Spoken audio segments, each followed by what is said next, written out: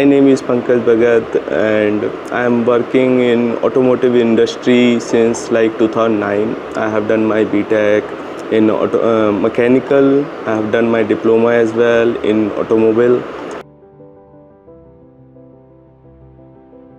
And I have researched about this course and I found it is interesting related to market demand, which is EV. Right now EV is on a hot topic everywhere in automobile.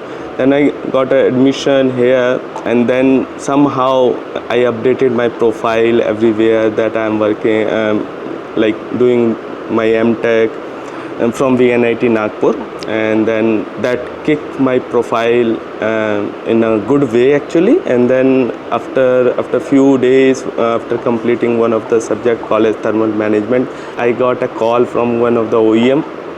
So I got selected because of that particular learning, and that was a good thing for me actually. But when I came to NIT, I was seeing the people who is working in different OEMs, different fields, like the renewable energy, like the merchant navies, like the railways, the electricity boards, and all other Boeings, like aerospace and all. So that diversity kicked me off because you can't get those kind of experience at one place. Some experience either in the automobile, either in the railways or somewhat, but you can't get all this diversity in experience in one place. That is a good thing.